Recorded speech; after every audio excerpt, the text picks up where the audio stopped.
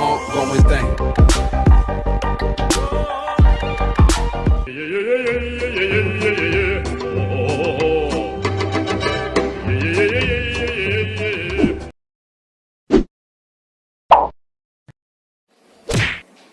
Assalamualaikum warahmatullahi wabarakatuh. Salam hangat untuk kalian semua yang sedang menonton video ini di rumah. Oke, jadi di video kali ini saya akan membahas seputar dunia penerbangan, tentang gimana aja sih sejarahnya dan siapa aja tokoh-tokoh di belakangnya. Penasaran? Let's check this video. Sudah sejak zaman dahulu, banyak yang berkeinginan untuk bisa terbang. Bahkan, bangsa Maya sudah menggambar sketsa manusia yang bisa terbang sejak 3000 sebelum Masehi. Selain itu, ada pula beberapa artefak lain yang hampir sama. Misalnya, artefak yang ditemukan di Mesir sejak 3150 sebelum Masehi, di Yunani pada tahun 2500 sebelum Masehi, dan di Babilonia tahun 2000 sebelum Masehi. Dan ratus tahun sebelum Masehi, di Cina sudah ada layang-layang. Bahkan beberapa mampu membawa manusia terbang di udara. Pada tahun 875 Masehi, muncul ilmuwan muslim bernama Abbas ibnu Firnas yang menciptakan konsep pesawat terbangnya sendiri. Sebelum kita membahas lebih jauh tentang perkembangan di dunia penerbangan, saya akan mengajak kalian mengenal lebih jauh Abbas bin Firnas. Abbas bin Firnas yang memiliki nama lengkap Abbas Abu Al-Qasim bin Firnas ibnu Wirdas Al-Takurini. Ia merupakan seorang penemu dari Andalusia, Spanyol. Beliau terlahir pada tahun 810 Masehi di Andalusia. Ia adalah seorang ilmuwan Islam yang menguasai banyak disiplin ilmu seperti matematika, astronomi, fisika, kimia, teknik, musisi, sekaligus juga penyair bahasa Arab. Tidak aneh jika beliau mampu melahirkan banyak terobosan-terobosan dan penemuan dalam ilmu dan teknologi. Salah satunya adalah ilmu dan teknologi pesawat terbang. Konstruksi pesawat terbang yang diciptakannya pada abad ke-9 itu berupa kostum menyerupai burung.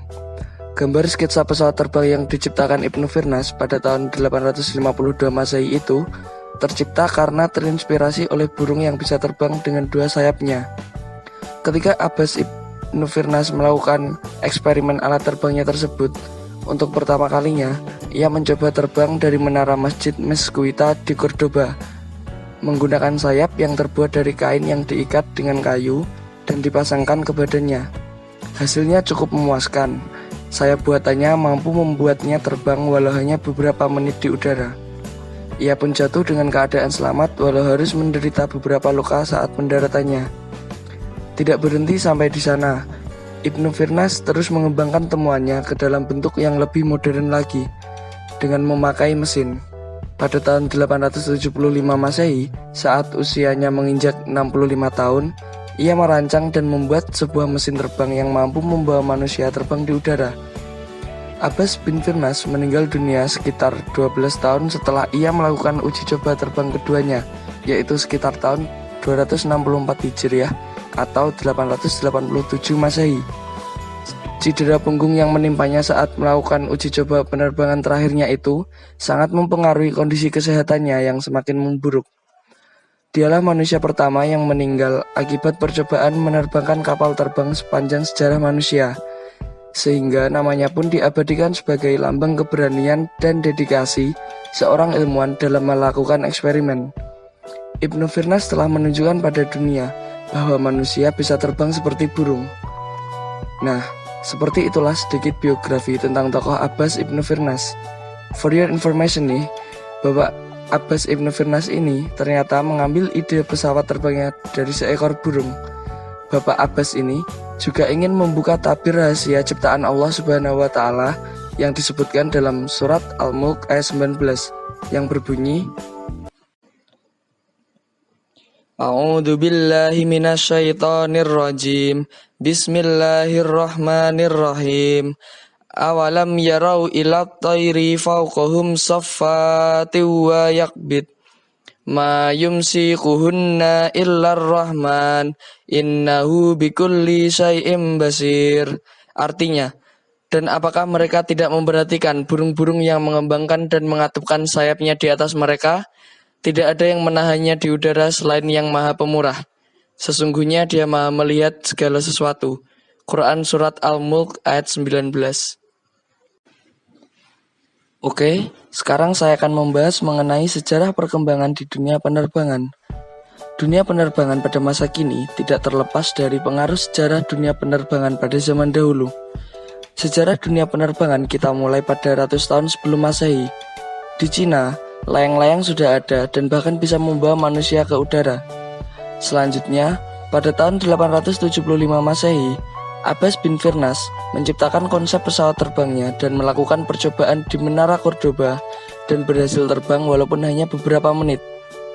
Lalu, pada abad ke-16, Leonardo da Vinci mencoba memecahkan teka-teki pesawat terbang yang diperkenalkan oleh Abbas ibnu Firnas.